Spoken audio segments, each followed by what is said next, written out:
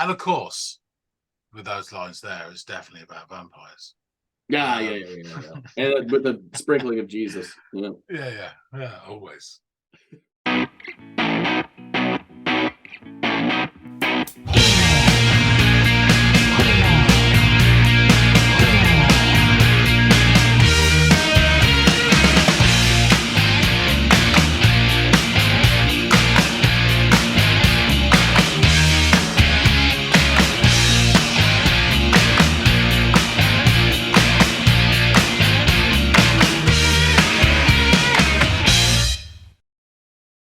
Hey, everybody, and welcome to another episode of the Audiophiles. Midnight, getting uptight. Where are you? You said you'd meet me. It's 1:45. I know I'm hanging, but I'm still wanting you. Hey, Jack, it's a fact they're talking in town. I turn my back and you're messing around. I'm not really jealous.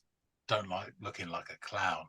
I think of you every night and day. You took my heart and you took my pride away. Yay. More on that later. But first, we've got a song to listen to. Andy, what have you got in the pipe? Oh man.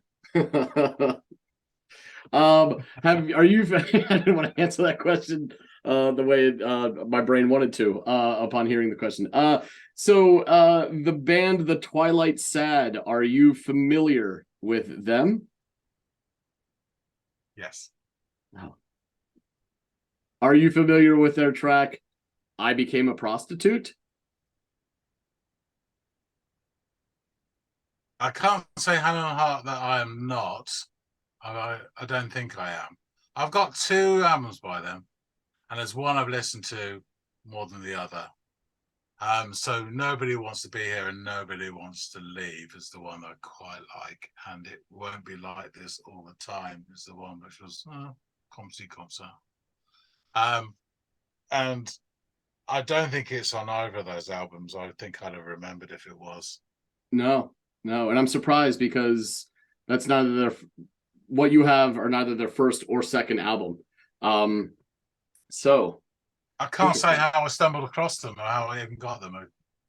Doing distant past, okay, could have been fair. fold. Well, You know, I Became a Prostitute is the track that I want you to listen to. You obviously don't have the album on which it features, so that's good. Though you do have some familiarity with the Twilight Sad. So why don't you go off, give this tune a listen, and come back and let me know what you think of it, man. Roger. It's Andy.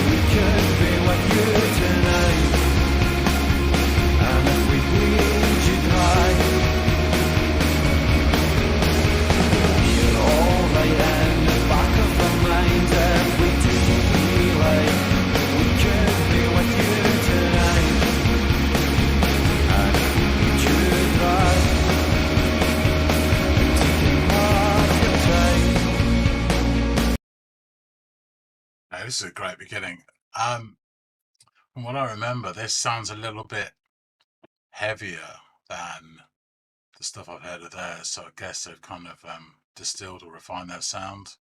This must be earlier. There's bits and pieces in there, really nice sounds. You got that really sort of post-punk bass, really like the drums pounding, and then that distorted guitar strumming gives like an overall sort of weave to the whole song. It's really nice. His vocals again sound really post-punk. I don't remember his accent being so pronounced as that. I mean, it's Scottish, straight away, but I don't remember hearing that before. I'll have to check again.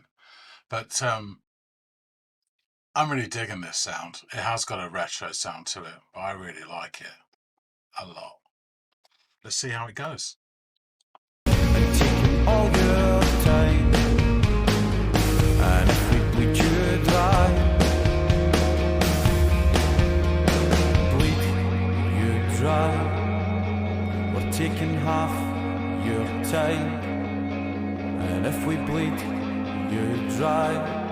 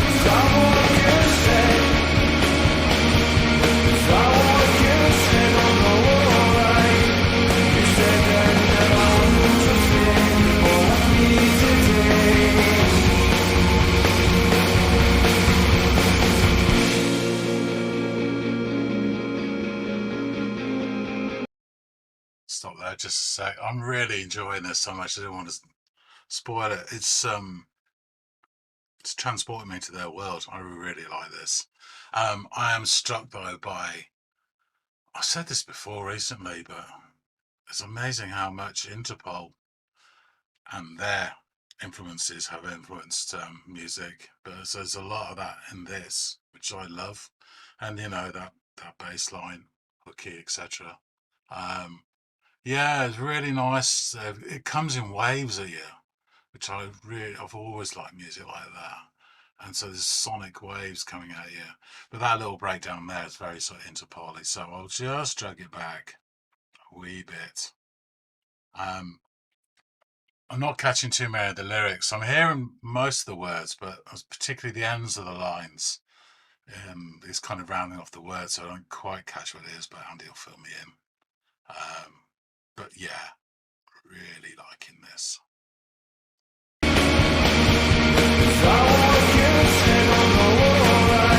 It sounds quite Interpol.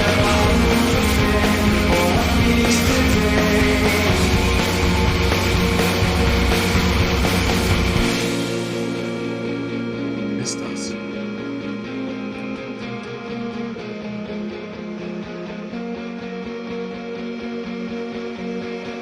Bleed you dry, I'm taking half your time, and if I bleed you dry,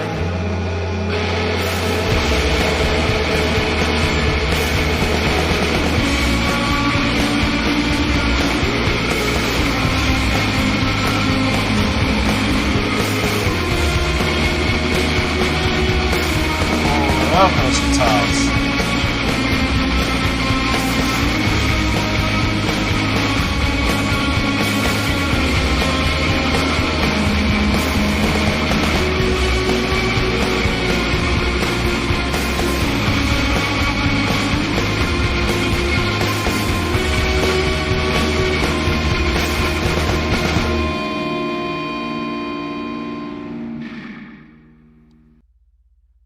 Great finish as well. Yeah, this had a bit of oomph to it, didn't it? I really like this a lot. So much to enjoy. I mean, obviously the guitars really get to you. As I said, those sonic waves got a really nice sort of sonic palette to it. It's a bit dirty and a bit sort of frayed at the edges, and I like that a lot. So, obviously I've been missing out on their output. Let's get back to Andy and talk about it some more. All right, back from the corner. So, Yeah, what do you make of this tune? yeah, I stuck in my thumb and poured out a plum. So you said corner. That's where my mind went. Yeah. Okay, I'll say straight off the bat, I was intrigued by this, surprised, and overall delighted. Oh, Don't have a lot of notes to this because the whole thing kind of washed over me. I was fairly enchanted by the whole thing. So there you go. So I will give you what I got. all right. It starts and it immediately grabs your attention. There's that classic beginning of that sort of off-key chord that briefly stretches and then into strumming chords, which is a great start to any song. And that's a big tick straight away for me. And it has got that very full post-punk sound, but with other stuff as well.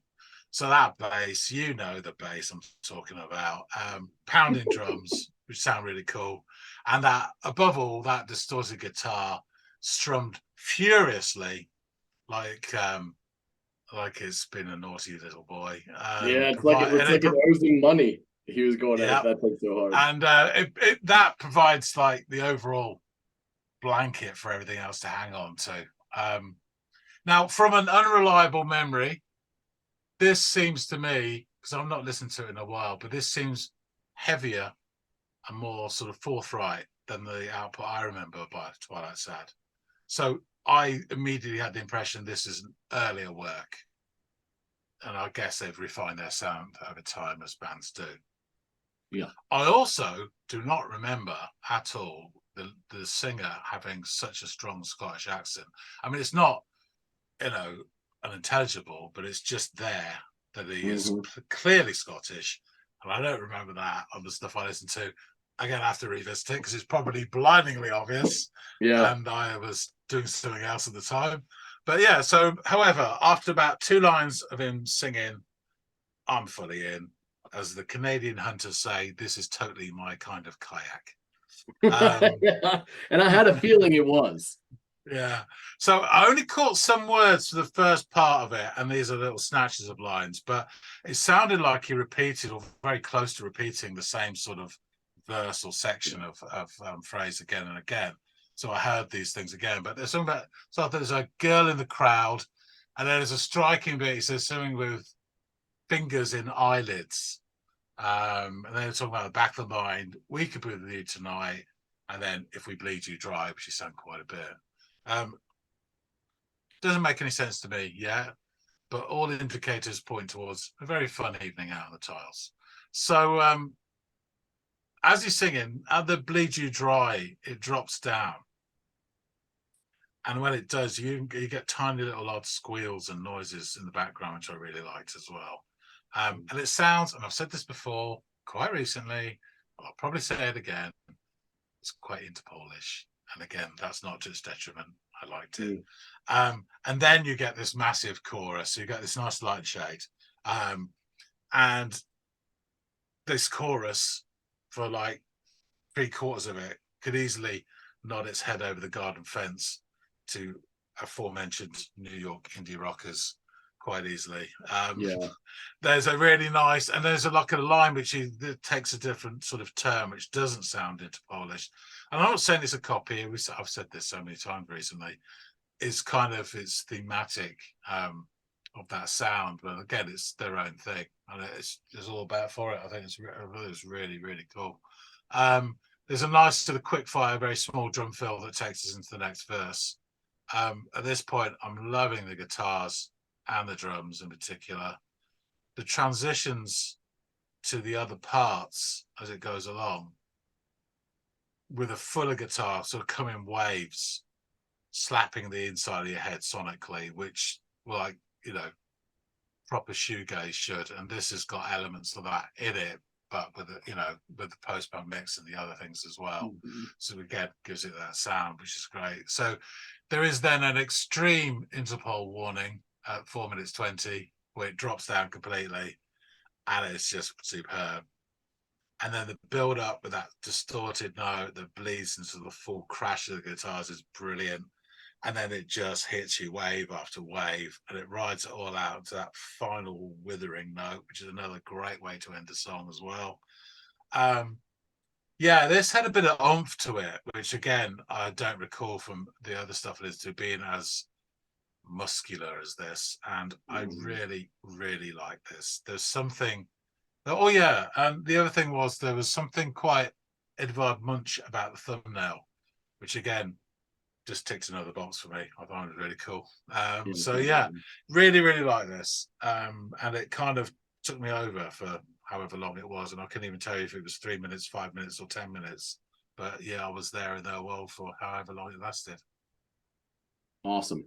I thought you would really like this one. And I'm glad that you did. So yeah, to get into the band a little bit, the Twilight Sad are indeed a Scottish post-punk indie rock band, comprising James Graham on vocals, Andy McFarlane on guitar, Johnny Doherty on bass, Brendan Smith keyboards, and Grant Hutchison on drums. They have released 5 studio albums, as well as several EPs, live recordings, and singles. Their 2007... Yeah, go ahead. Can I just say, Andy, what I just remember, I didn't write this down, but as its song started, before it got into full pelt, I thought perhaps we were going to go along the lines of the Murder Capital, particularly their earlier stuff. It had a potential, sort of a connection to that, but it didn't. It definitely went off, and it was more influenced by, I mean, even My Bloody Valentine parts to it, you know, the heavier stuff of theirs. So that's really cool as well. But that sort of post-punk, it's a modern post-punk as opposed to the post-punk that everyone's familiar with of the early 80s. This is definitely that sort of more modern. I mean modern, I mean in the last few years, you know. Cool. And I don't know anything about the band at all, even though I've got 2 of their albums. I just know the names of the songs and the name of the album. So this is cool. Okay. Fair. So yeah, their 2007 debut album, 14 Autumns and 15 Winters, drew widespread acclaim from critics who noted Graham's thick Scottish accent, as you have on this song, and McFarlane's dense sonic walls of shoegazing guitar and wheezing accordion. So yeah, you've picked up on what they've been putting down, right? The accordion. Oh, yeah, except for the accordion. We might have to go back to the first album to get some of that. Yeah, the Twilight Sad's notoriously loud live performances have been described as completely ear-splitting, and the band toured for the album across Europe and the United States throughout 2007 and 2008. The band's second album, Forget the Night Ahead, marked a shift in their direction, lyrically more personal and musically darker and more streamlined. It was released in 2009, also to acclaim. The album features the singles I Became a Prostitute, 7 Years of Letters, and The Room. The album is the last to feature bassist Greg Orzel, who subsequently left the band in early 2010. Forget the Night Ahead was released to generally positive reviews, as I alluded to earlier. And at Metacritic, the album received a favorable score of 71 based on 18 reviews. Mojo awarded the album 4 out of 5 stars, while the Onion's AV Club stated the album shows a band capable of muscling up without losing fascination with fragile, fleeting moments. And I am going to go over the lyrics before jumping a little bit into some more song-specific and lyric-specific stuff. Before you start, Andy, just to say, so this is from 2011, was that you said? No, this is 2009 is when this 9. album that features this song came out, and it's their second studio That's album. really, that's much earlier than I thought it would be. You know, I don't know how long I've had these albums, but you know, I'm thinking about, you know, the bands like and Shame Started and Murder Capital and all that sort of thing, and it's sort of mid to late teens, isn't it? And this is well before that. Oh wow, I know what I'll be doing later tonight. It's downloading their first 2 albums. Yeah, I would suggest that as well. And the funny thing is, I don't have anything beyond the first 2 albums. So if you listen to the first 2 albums and go back to what you have and you like it, let me know, because I'll start poking around in their later stuff. Because their earlier shit to me was like, oh my God, this is fucking awesome, man. This is like, they're really getting back to the basics on some of this stuff while incorporating updated versions to the tones and sounds on the guitar and shit like that. So yeah, big hit for me. And I was like, one, floored that you weren't familiar with the first 2 albums, and then immediately like, yep, we got to get this on the radar. So yeah, man, I'm really, really stoked that you liked it. Also, I wanted to jump in and respond to some of your observations, or at least one as it relates to the accent of being featured, and that you noticed so much in this song that you didn't really recollect from the later stuff. And you can maybe provide affirmation to this assumption, or say you're full of shit, Andy, or it's not always applicable. But I've always heard gripes from English or UK fans of bands that are also from that area, saying what I loved about the early stuff was how they owned their accent, and what deterred me was how their later stuff became so transatlantic sounding and sort of this generic approach to the sound of the vocals, right? Or this, you know, the sound of the man or the person singing the song. Is that like a thing that often happens when bands, I don't know, strike it big or go global, if you will? Yeah, I want to say yes, but I'm struggling to think of examples. But I can think of one right off the bat, but you probably already know. I mean, the whatever people say versus later stuff is a huge, like you can he's gripping in Sheffield in that first album, and then you don't hear it so much by album 3, 4. Yeah, I guess so. I think there'll also be, if you're really successful, that world opens up to you, doesn't it? And if you're a struggling band in Sheffield, you're probably going around in a transit van at night and to gigs and stuff, and you're not going much further than you won't go much further than the shores of the UK, perhaps, I'm thinking. And then suddenly you're touring, Japan and Philippines and America, and this small town view with your accent and all that could easily be, diluted, alienating with a world view, and you see yourself as, and I guess that's how that could happen, even subconsciously, But yeah, instinctively, I would say that is a narc. I mean, it was really, I'd say, I don't know if it's earlier, but in the early 80s when I was younger, obviously. But listening, Scottish bands got no end of shit for singing in an American accent. So many of them. And then there's a handful that still sung in their sort of native. And it was so nice to hear. And it's so weird. I wonder if it's my memory, or if they really have sort of, he's just changed down his, because it might be that they never even had like professional singing lessons until they get a record contract, and people will start, because it's a lot of people's voices get much stronger and better as they go on, and that must be down to professional help, not just studio twiddling. Yeah, it could very well be. It could also be that the studio like nudged them to take on a more global sound For me personally, I think that's part of the charm. That's why I've fallen in love with a lot of the artists that are over there and have very specific regional accents. Yeah. The idea of regional accents in and of itself is something I find interesting. So when I can apply it to music and be charmed by it, I think it's all the better. So I tend to wish no one lost their accent and they kept it because that's their identity, right? And that's what I'm connecting with. So I don't even know if it applies to this. It's just it came up naturally. Yeah, but another way of looking at it is if this is your living now, you want to make the most out of your living, which could be a very short period. You could fly high for like 2-3 years and then crash and burn. So if you can appeal to more and more people without necessarily selling out, but if you can make that easier and more accessible by not rolling your R's or pronouncing your consonants properly, which very few of us do in this country, then why not? I understand that. No. It's a fair point. And it's probably pros and cons to both, right? Yeah. Let me jump into the lyrics.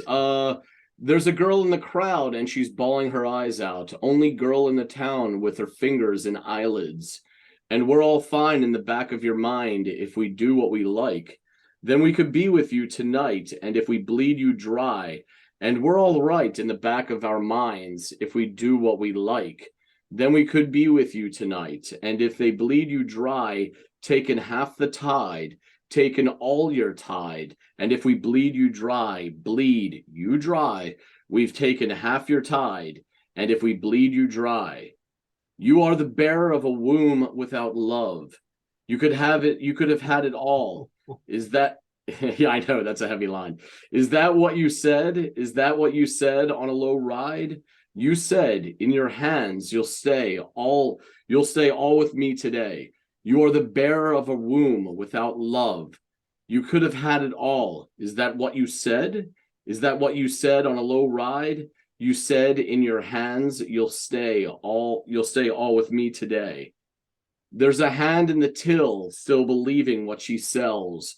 Only girl in the town with fingers and eyelids. And we're all fine in the back of our mind. If we do what you like, then we could be with you tonight.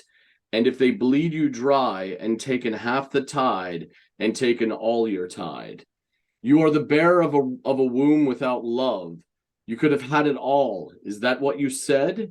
Is that what you said on a low ride? You said in your eyes you'll stay all with me today. You are the bearer of a womb without love. You could have had it all. Is that what you said? Is that what you said on a low ride? You said in your hands you'll stay with me today. Bleed you dry. I'm taking half your tide. And if I bleed you dry. So it is I Became a Prostitute was released as the first single off Forget the Night Ahead. The title of the song is, as the band says, a metaphor for becoming something you don't want to be. You can see it happening, but there's nothing you can do about it. And expanding on the song a bit is Andy McFarlane, the guitarist, who says, this song is not about being a whore. It's a line from the Jean-Luc Godard film Vivre sa vie that seemed to fit with the concept of the lyrics. I'm not sure if we shot ourselves in the foot with that title, seeing as it was the first single. For radio, it had to be called I Became an Ellipses, because the word prostitute is apparently offensive. This one came together quite easily when writing it and always stood out to be a single. As you're reading the lines, I don't get moments of clarity. Oh, this is what it's all about. But an overall feeling was it felt quite abusive. You know, this person, and of course, with those lines there, it's definitely about vampires. Yeah. And with the sprinkling of Jesus, you know. Yeah, always. Yeah, it is an interesting way of writing it because it's not literal, right? There's a lot of metaphorical shit going on. I mean, the song title itself is a metaphor, not as you know, the McFarlane points out here in the quote that I pulled. It's more a metaphor of this idea of probably something that a lot of artists grapple with, where they want to maintain their artistic integrity but to also feel like they are selling out, which is a term you used before we even jumped into the lyrics and their meaning. And something that they want to avoid. So there's this there seems to be commonly this impasse that especially artists run into when they are, providing their craft to the masses, and it's how to toe the line between staying true to oneself and becoming a marketable commodity. And it's an interesting one that, it's a tale as old as fame, really. So yeah, good shit. I love this song. I fucking love the guitars in the song so much. And the bass, as you pointed out earlier. So yeah, this is winner chicken dinner for me, and I had a strong feeling you would want in on that meal as well. Yeah, definitely. Awesome. I'll take fries as well. Don't you mean chips? Excellent, man. I'm really glad that you liked it. Everybody out there in the listening audience, let us know what you think about this song and this band. If there is other stuff from the Twilight Sad that we need to check out on the channel, you better hurry up, because it sounds like John is going to be eager to check out these first two albums, and if he likes them, I'm going to be eager to check out the subsequent ones. So quick with your responses, please. Answers on a postcard, as John always says. Also feel free to like, share, and subscribe if you would be so inclined. We are trying to grow the channel, and we can't do that without you, especially you newbies. So please join us here at the Audiophiles. Come on in, the water's fine. All that being said, John and I, yeah, it's all right. It's a bit funky. Yeah, high lead count as well, but yay, it is what it is. We're still kicking. All that out of the way, John and I will see you on the next installment of the Audiophiles. See you later, guys.